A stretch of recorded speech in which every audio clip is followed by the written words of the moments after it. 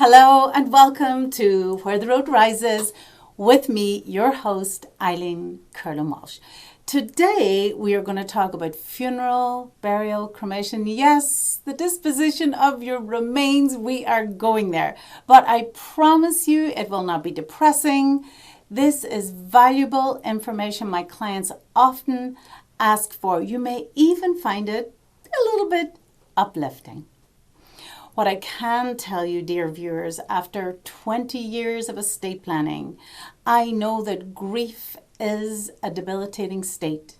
When you pass away, your family will be in such a position they can hardly think. They will be confused, concentration is impaired.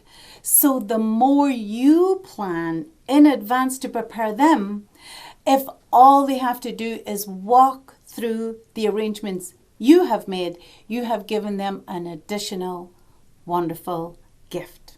So let's talk about those arrangements. First, think about how you would want your body to be treated. What would you want to happen after your death? Do you want your body to go to medical science? We still have clients who choose that option. If this is what you want, if you have always been moved by service and giving, if you care deeply about the advancement of medicine, maybe you've had a child who went to medical school and you saw how reverent and valuable the cadavers were, then by all means, make that your choice. Find an organization, hospital, school that you trust and that you want to donate to. Find out what their process is, get the paperwork completed, and get it with your other important documents. This is how you will make sure that your family knows what you want and what arrangement you've made. Another very popular choice is cremation, particularly in recent decades when churches have become a little bit more lenient with this choice. So, if you know you want your body cremated, think about where you want to get that process set up and maybe think about the distribution of your ashes. I've had clients say they would love their ashes to go with a loved family member, maybe with their pets, somewhere they've had a wonderful vacation, their honeymoon, maybe back to their homeland. Just have a think about it, talk with your family about it, and get those wishes into your estate plan. Get them with your important papers. In fact, since 2015, our power of attorney for healthcare permits you to get those details in there and give authority to whomever your agent is to have the ability to carry those wishes out. A very traditional choice is, of course, burial, interment. Perhaps the most expensive choice, but it's still very much a popular one. All of these arrangements, cremation, an ecological choice, burial, can all be made in advance. And most responsible adults plan not just for the arrangement, but for how it's going to be paid for. Something that happens often and is perhaps a little sad in recent times is a GoFundMe for the family if arrangements have not been made. It's wonderful that we have this new platform for families in that position, but it can feel a little shameful or embarrassing. So if you don't want to place your family in that situation, let's get the arrangements not just made in advance, but paid for in advance. Most funeral homes will have a pre-need contract. You can go to the funeral home, pick out what you want, get all the details, get it into a contract. It's all governed by law. We have a Funeral and Burial Act here in Illinois. We have a Cemetery Cares Act. So you are very well protected by consumer law. You don't have to be concerned that you're going to pay this money, sign a contract, and then the funeral home will just go poof. You are protected. Now, if you don't want to be tied to a particular funeral home, you could think about a funeral trust. You know how I always tell you there's a trust for everything. Yes, indeed, there's also a funeral trust for your arrangements. The idea with a funeral trust is that the trustee is not necessarily the funeral home. The trustee is an independent party, a financial house, maybe an insurance company. So there is more flexibility for you that way. The trustee can make sure that if you change funeral homes, that can happen. If you move out of state, that can happen. They can monitor the costs in that policy, in your funeral trust. If there's money left over after the arrangements are taken care of, that can go back to your family. A funeral trust is a wonderful option for the payment of those costs. You're protected, and it's something you can do in advance. It can be revocable or irrevocable.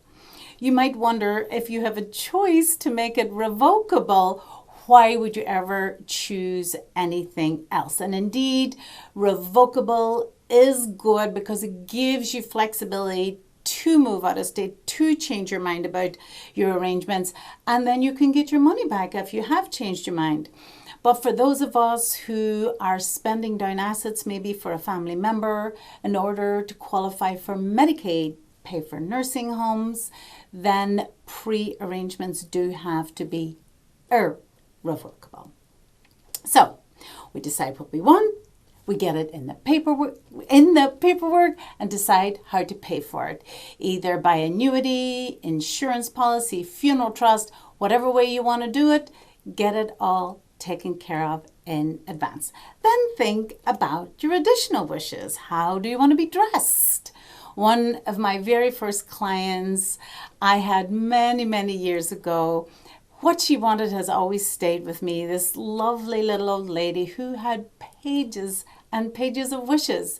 The hymns she wanted sang, her readings, and the beautiful blue dress she wanted to be in her coffin in, and the Flower of Scotland playing at the service. It was so full of detail and it was beautiful. But I've had guys who say, throw me in the woods for all I care. Some people are detail oriented, others are not. All that matters is what you want is in your paperwork. You can say, here are my wishes. I very much want you to do this for me. Or you can say, I trust you to do what's right for me, but here are my suggestions. Or you can just pass it over to them and say, you at that time will be in the best position to do what's right for me. I just trust you to take care of everything.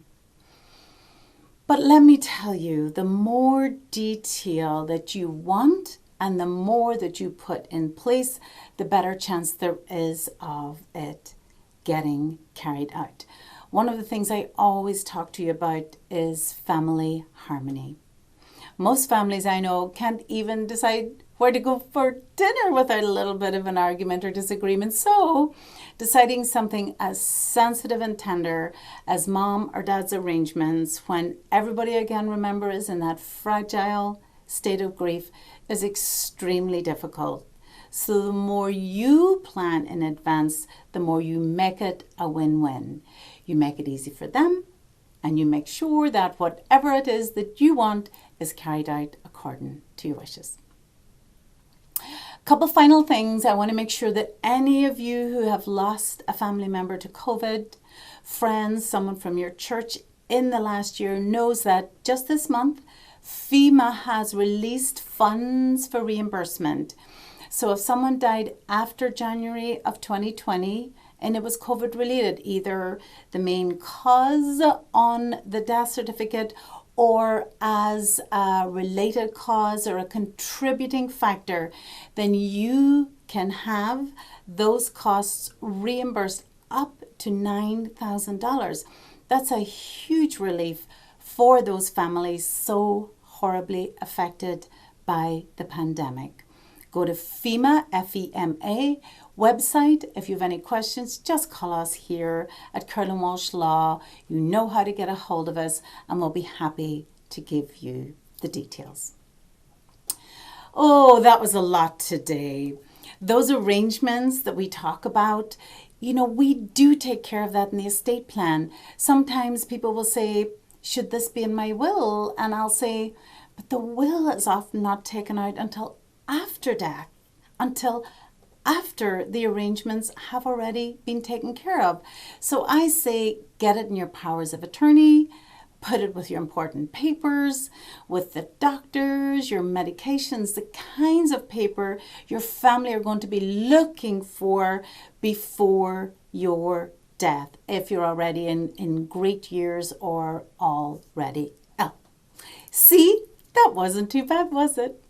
I'm going to leave you, as always, with a lovely quote. This one I love, from Washington Irving. This is for those of you currently in grief, or those of you who've been in grief, to validate those tears. There is a sacredness in tears. They are not the mark of weakness, but the mark of power.